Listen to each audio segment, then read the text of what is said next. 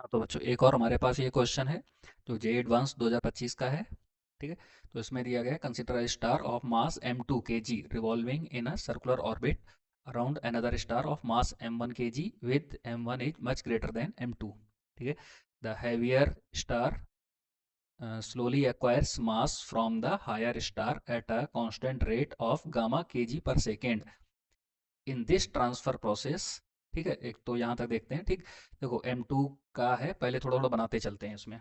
ठीक है, simple term है, कुछ ज़्यादा खतरनाक नहीं है, सिंपल सा सवाल है। ठीक, देखो एक ये M2 है revolving in a circular orbit around another star of mass M1। तो M1 का एक हमारे पास ये कोई स्टार मान लो, प्लेनेट मान लो, जैसा भी लगे वो इसको कंसीडर कर सकते हैं। ठीक है, एक तो ये हो गया। ठीक, अब इसके चारों ओर ये ऐसे रोटेट कर रहा है। ठीक है, M2 kg का। ठीक है, ये ऐसे इस पे रोटेट हो रहा है। ठीक, ये थोड़े सर्कल आगे थोड़े से गड़बड़ हो गए। ठीक है, चलो मान लेते हैं ये इसके सेंटर पे ही है। ठीक है, अच्छा, तो अब यह इसका जो मास है, सैटेलाइट है, इसका मास है हमारा M2। ठीक है, इधर को कुछ स्पीड से हमारे चलता चला जा रहा होगा, कोई v स्पीड से चलेगा। ठीक है, अच्छा, और इसका मास हमें गिवन है M1 और ये डिस्टेंस है स्मॉल आर। ठीक है, अच्छा चलो ये तो लिख लिया। और M2 जो है वो M1 से बहुत कम है। ठीक, जैसा कि अक्सर होता है कि प्लेनेट के चारों ओर कोई सैटेलाइट घूमे तो सैटेलाइट का मास वैसे ही बहुत कम रहता है। ठीक है, तो M2 बहुत ज़्यादा है। ठीक है, नहीं उल्टा बना दिया हमने।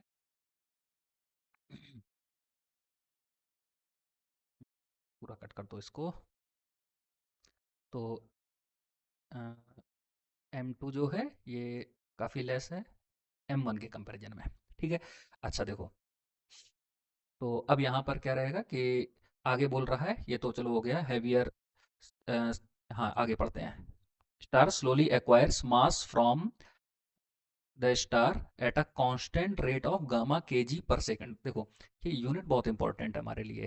ठीक है, यूनिट देख के ही हम समझ जाते हैं केजी पर सेकंड। केजी पर सेकंड का मतलब हो गया है, तो ये जो यूनिट है ये बता रही है डीएम अपॉन डी वाले टर्म को। ठीक है, कुछ याद आया होगा इसमें जो हम लोगों ने फोर्स में पढ़े थे। ठीक है, और ये रेट की वैल्यू है गामा। ठीक, अच्छा मतलब इतना इतना पर सेकंड ये टूटता चला जा रहा है। ठीक है, टूट टूट के इधर को आता जा रहा। चलो ठीक है, बढ़िया है। In this transfer process, there is no other loss of mass. ठीक है, if the separation between the center of the star is r, then the relative uh, rate of change 1 by r dr by dt is given by। ठीक है, इसकी value पूछी गई है। ठीक, चलो निकालते हैं इसमें। देखो, तो इसमें देखो एंगुलर मोमेंटम तो कंजर्व रहेंगे। ठीक है, तो एंगुलर मोमेंटम से स्टार्ट करते हैं हम। तो angular momentum L equal to इसके लिए क्या लिखेंगे, एम वी आर। ठीक है, एम वी आर। ठीक है, अच्छा लेकिन इसके लिए लिख रहे हैं तो m की जगह पर क्या लगा दो, M2। ठीक है, अच्छा लेकिन v तो अपने को पता नहीं है। ठीक, लेकिन ये सर्कुलर ऑर्बिट में घूम रहा है, तो हम सर्कुलर ऑर्बिट में घूमने के लिए जो हम लोगों ने सर्कुलर में पढ़े थे इक्वेशन वो यूज कर लेते हैं। सेंट्रीपिटल को हम बैलेंस करा देते हैं mv² by r से। ठीक है, तो यहाँ सेंट्रीपिटल क्या ग्रेविटेशनल फोर्स दिखा रहा है सेंट्रीपिटल। ठीक है, जिसकी वैल्यू कितनी हो जाती है, जी M1 M2/r² इक्वल टू इधर हो जाएगा M2 v² अपॉन r। ठीक है, तो इस r से इसका स्क्वायर खत्म हो जाएगा। ठीक है, और M2 से M2 वही उड़ा देंगे, तो जो v की वैल्यू हो जाएगी वो आ जाएगी √g M1/r।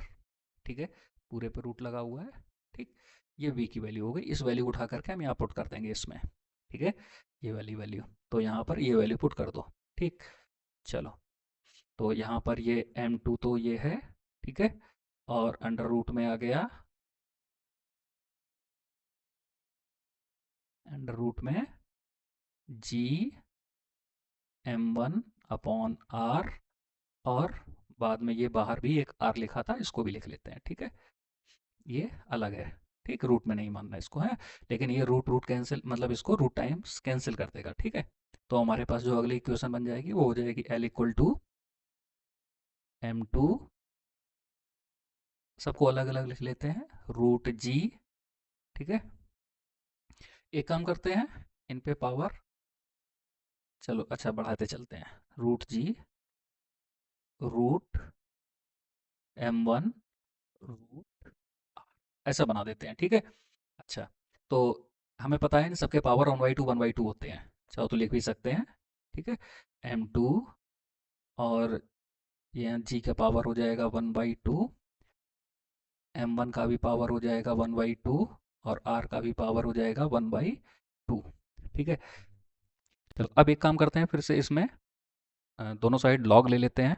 ठीक है, तो लॉग लेकर के हम डिफरेंशिएट करा देंगे इनको, तभी ये डेरिवेटिव टर्म बनेगा करके। ठीक है, ऐसे ही अपने को ये दिख रहा है कि डेरिवेटिव जैसा है, तो यहाँ पर डेरिवेटिव जैसे अपने को बनाने पड़ेंगे, तो उसके लिए अपने को डिफरेंशिएट करना ही है।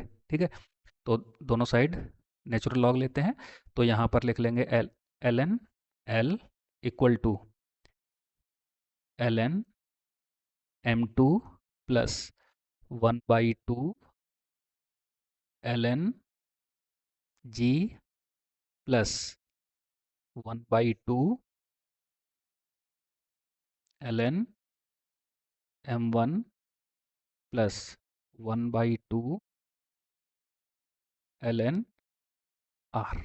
ठीक है, अब एक काम करते हैं, इसको हम डिफरेंशिएट कर देते हैं। ठीक है, और ये देखो, ये टर्म तो कांस्टेंट है, तो कांस्टेंट होगी तो इसका डिफरेंशिएशन हो जाएगा जीरो। ठीक, और यहाँ पर ये पार्शियल डेरिवेटिव यहाँ पर अप्लाई होता है।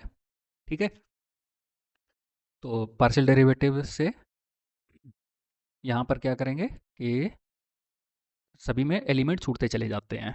ठीक, और टाइम के रेस्पेक्ट में डिफरेंशिएट करेंगे, क्योंकि यहाँ टाइम के लिए बोला है, टाइम के रेस्पेक्ट में कर देते हैं। ठीक है, तो यहाँ पर बन जाएगा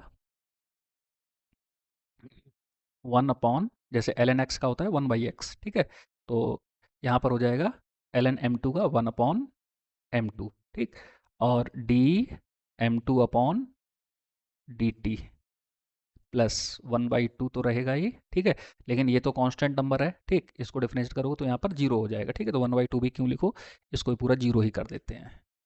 ठीक है, तो यहाँ पर भी क्या लिख लेते हैं, पूरा पूरा छोड़ दो इसको, इसको यहीं पे ऐसा जीरो बना देते हैं। ठीक है, और यहाँ पर आ जाएगा हमारे पास 1/2, और m1 है। ठीक है, तो m1 और D m1 upon D T plus 1/2 R D R upon D T. ठीक है, अब यहाँ पर देखो, जैसे ये जो m1 है, m1 काफ़ी ज़्यादा ग्रेटर है m2 से। ठीक है, तो 1/m1। ठीक, तो ये जो वैल्यू आएगी लगभग लगभग इनफाइनाइट जैसा हो जाएगा। ठीक है, इसके लिए, इस सैटेलाइट के कंपैरिजन में, तो ये इनफाइनाइट जैसा हो जाएगा, तो 1/इनफाइनाइट अगर होता है तो ये पूरी टर्म लगभग लगभग क्या हो जाएगी, जीरो के आसपास पहुंच जाएगी। ठीक, तो इसको अप्रोक्सीमेशन थोड़ा सा लगा करके इसको हम जीरो मान लेते हैं। ठीक है, बाद बाकी इसको हम इधर भेज देते हैं। ठीक है,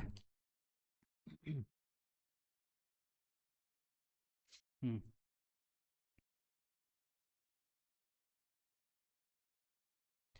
तो देखो, इधर लिख लेते हैं इसको।